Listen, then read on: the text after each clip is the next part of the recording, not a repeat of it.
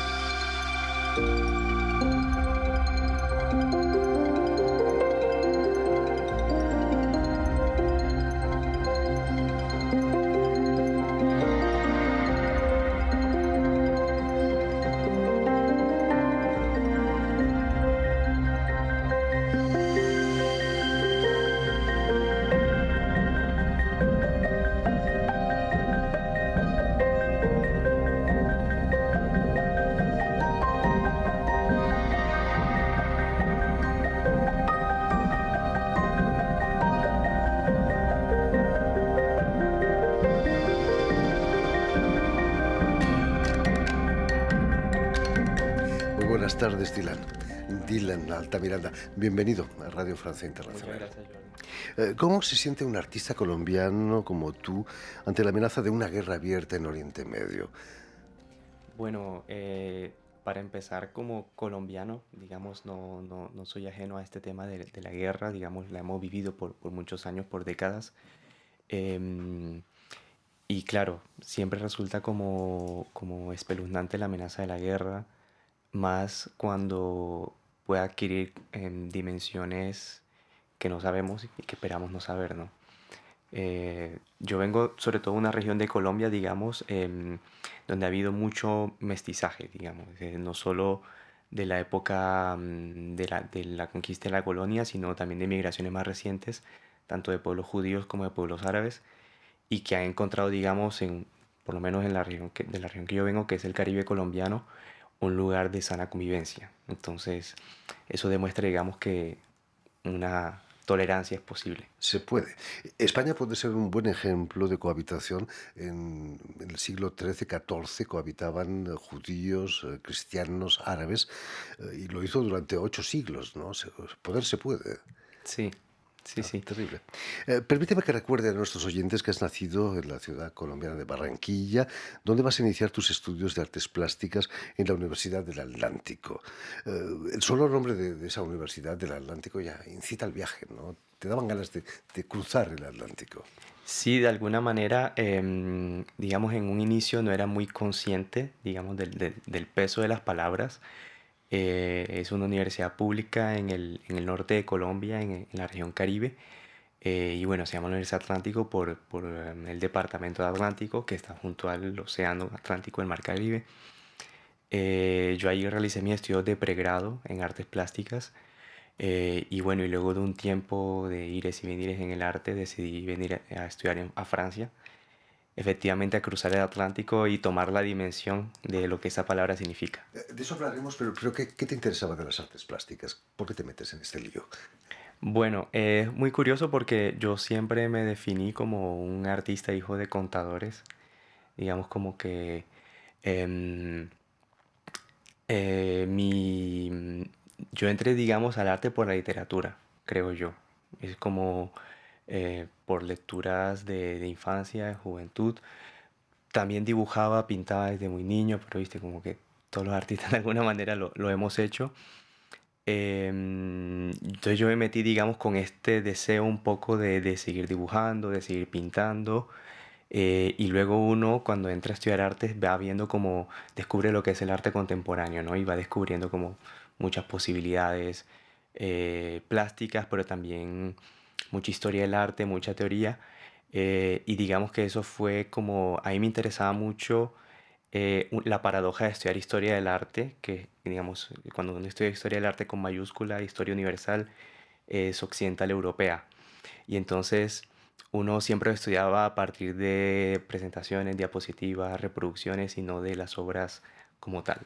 Entonces en esa etapa universitaria, pues como todo joven que estudia arte, digamos, soñaba algún día con visitar el Louvre, con visitar el Prado, con visitar la Pinacoteca de Ibrera y ver esas grandes obras y que conocíamos a través de libros o JPG en vivo y en directo. Es importante poder tocar casi la... No, no te dejan tocarlas, pero casi, ¿no? Sí, pero casi. Es difícil de llevar el peso del realismo mágico de García Márquez para un colombiano como tú. No, no estás lejos, ¿no? Tampoco del realismo mágico. Sí, yo diría que sí y no, en el sentido que de alguna manera eso habita el Caribe y yo diría que la operación es al revés, es como que Gabriel García Márquez saca el realismo mágico del Caribe, no es que lo implanta, sino lo extrae de una realidad cotidiana, ¿no? A mí, digamos, cuando yo llego a París, hay un texto en particular que no es propiamente, digamos, bueno, pero también lo es, de García Márquez, que es el discurso que él da cuando gana el premio Nobel, que se llama La soledad de América Latina, donde él empieza hablando de Antonio Pigafetta, un navegante florentino, que en su primer viaje alrededor del mundo descubre, digamos, pues entre muchas otras, porque da la vuelta al mundo, ¿no? Toda la otredad latinoamericana. Entonces, es precisamente un texto de García Márquez el que va, digamos, me va a permitir desarrollar todo un trabajo que es el que se expone justamente en el Colegio de España. En el 2019, gracias a una beca, vas a venir a Francia.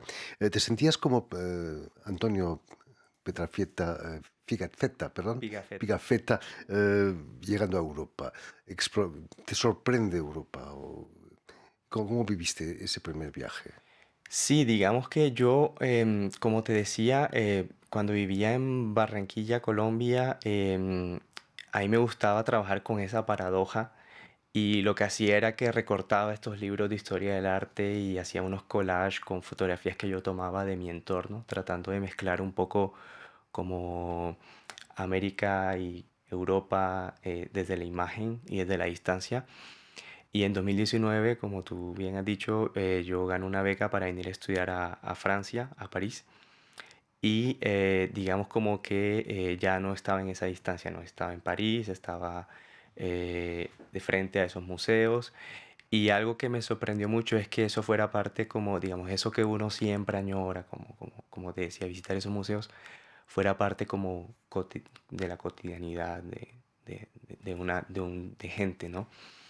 Entonces, eso, digamos, a mí me cambió la ecuación y no le veía sentido, digamos, seguir mirando esas imágenes, esas obras de la historia, con H mayúscula, con esa grandilocuencia. Me parecía que no tenía sentido.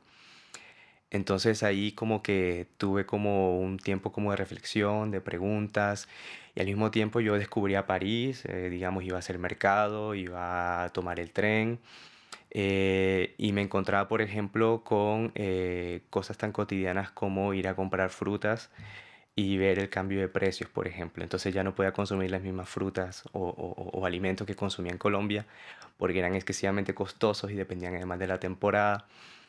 Y todo eso fue de alguna manera confluyendo em, en una serie de preguntas para las cuales, como te decía, este texto de Pigafetta fue sumamente esclarecedor, digamos. Para mí la literatura siempre ha sido como un lugar que te hace preguntas, pero también te ayuda como a encontrarlas, las respuestas. Precisamente he leído que en tu maleta trajiste varios libros de literatura latinoamericana. ¿Qué títulos te metiste en la maleta?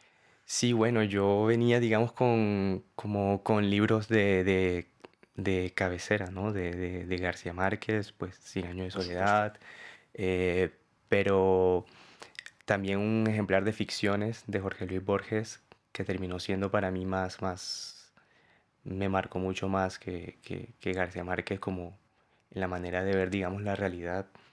Em, y luego también en París uno va encontrando otros autores que de pronto uno conocía pero no había leído o no de esa manera, porque como en algún momento dijo Vargas Llosa, él se dio cuenta en París que era latinoamericano, ya porque de alguna manera en París fue donde se encontró con, digamos, todos estos escritores y se dio cuenta que habían preguntas en común que desde Latinoamérica difícilmente se hubieran hecho. Entonces, sí, sí, son como los autores que me fueron influenciando y, y en particular este texto, ese discurso del premio Nobel, yo lo había leído en la universidad, era como un texto que habíamos estudiado en clase, pero no fue lo mismo haberlo leído en París, digamos, lejos del contexto donde uno es. Eh, y García Márquez empieza así: Antonio Pigafetta, un navegante florentino, cuando dio la primera vuelta al mundo. Em, y García Márquez empieza enumerando o describiendo dos o tres descripciones fantásticas que hace Pigafetta sobre las cosas que encuentra en el Nuevo Mundo. Y yo me dije, esto es porque yo me siento, digamos, haciendo el mismo viaje, pero a la inversa, como las cosas que de alguna manera a él lo maravillaron, para mí eran lo más cotidiano, y las cosas que él conocía en Europa era lo que yo estaba descubriendo en ese momento. ¿Qué cosas te han maravillado del viejo mundo? Bueno, Si hay algo que te ha maravillado, por supuesto. sí, digamos, es como son cosas de alguna manera que uno conoce, pero que no había visto de la misma manera. Para mí ese texto fue como una hoja de ruta, digamos.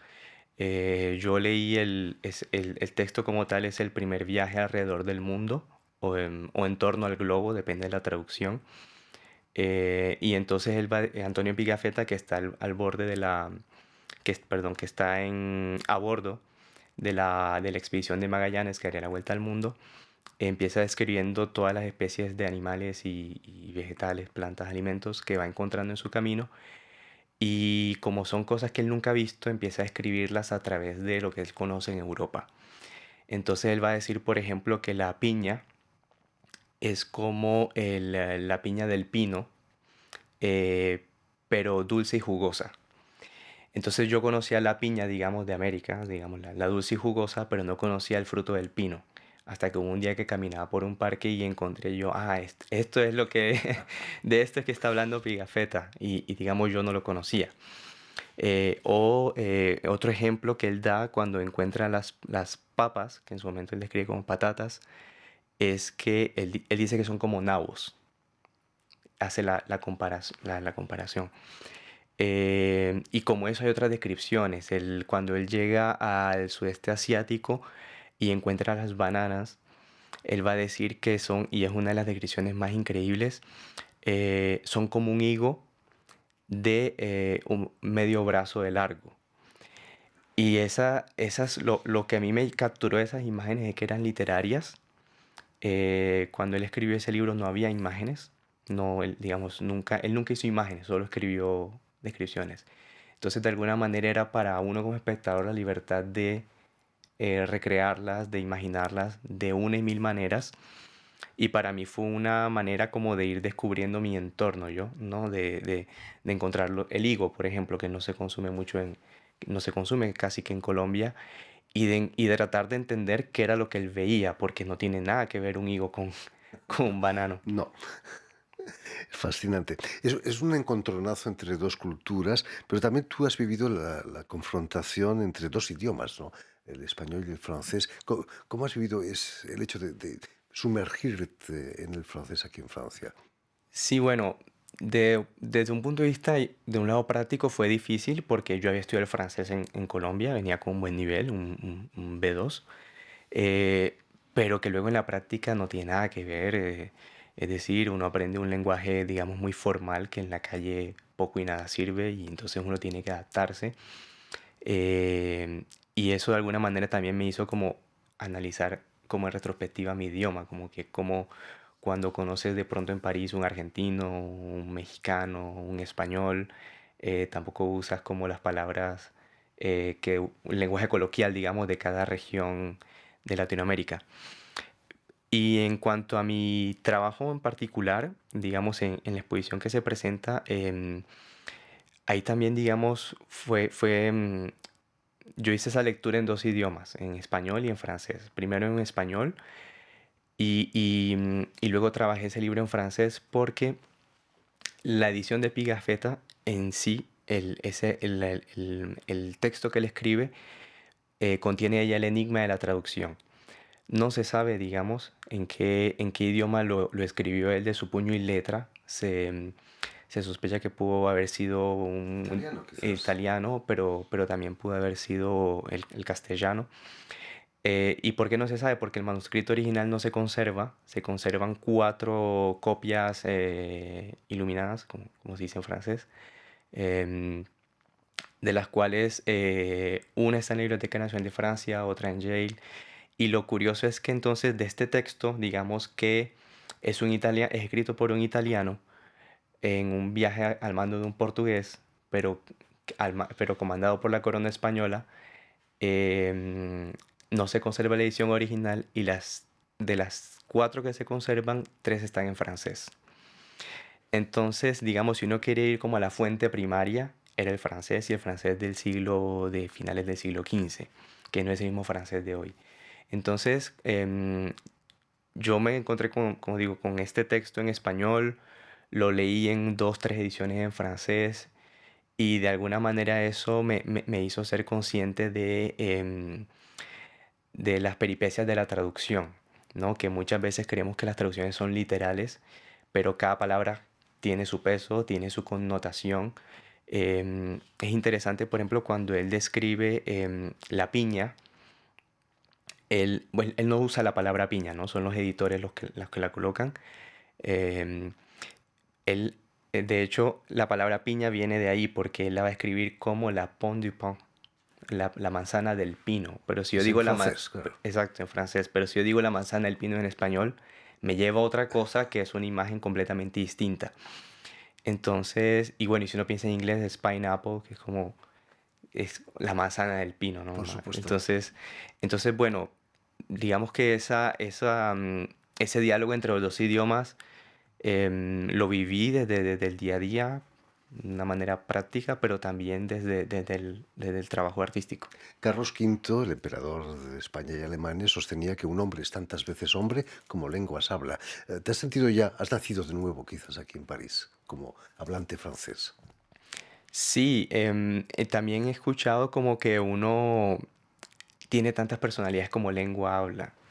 Uno lo piensa de la misma manera en una lengua que en otra, ¿eh? Sí, y yo siento que entre más uno vive en otra lengua, como que más desarrolla una manera de hablar, una manera de entonar, de un vocabulario inclusive, porque pronto al inicio uno comete tal vez por titubear, como la manía de pensar en español y luego traducir en la cabeza en francés y expresarse así. Pero luego cuando uno ya, digamos, vive aquí, yo vivo aquí hace 5 años, y que uno piensa y habla en francés, de hecho es como otro espacio de pensamiento. Yo pienso que las lenguas son espacios de pensamiento y no necesariamente lo que uno enuncia en español corresponde a lo que va a enunciar en francés, sino Claro que no.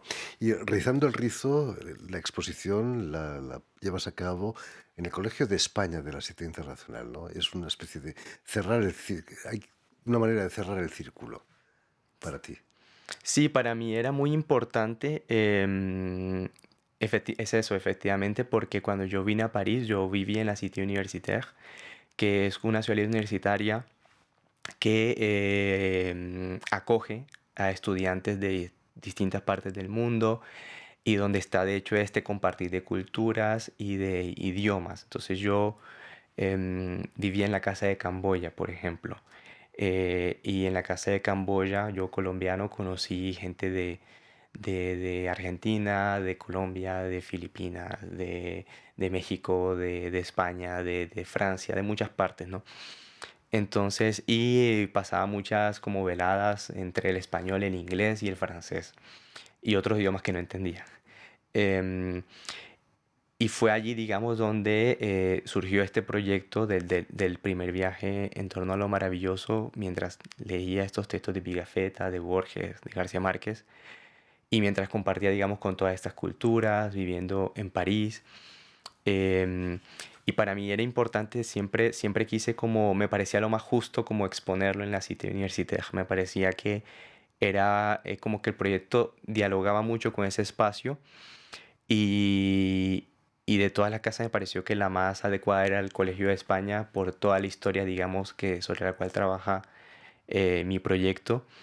Y también porque me parecía como interesante, como te contaba antes, el contacto con el público, ¿no? Por El supuesto. contacto con el público hispanohablante, español, de América Latina, pero también francés. Seguro que era el sitio ideal para exponer tu trabajo. En fin, pues ya lo saben, tienen una cita en el Colegio de España de la Cité Internacional Universitaria, aquí en París, para la exposición del artista colombiano Dylan Altamiranda, Voyage autour du merveilleux, viaje en torno a lo maravilloso, que va a estar abierta hasta el 30 de abril en el Colegio de España. Muchísimas gracias, Dylan, por haber estado con nosotros. Mucho éxito en esta exposición y en las próximas. Sí, bueno, si me permites, tengo otra hora en mayo en el Espace Boucher. No es muy lejos de la Cité Universitaire. El 14 de mayo es el vernissage. Ahí Están estaremos todos seguramente. invitados. Permíteme también, Dylan, que dé las gracias a Vanessa Loiseau y a Jan Bourdelas, quienes han ocupado hoy de la realización del programa, y saludar también a nuestros telespectadoras y telespectadores que nos siguen en todo el continente americano, seguro que en Barranquilla también, gracias a la Unión Continental Latinoamérica y una televisión que se llama TAL, TAL, que reúne televisoras públicas y universitarias de América Latina. Y a ustedes, muchísimas gracias por su atención y les damos cita para una nueva edición de El Invitado de Radio Francia Internacional.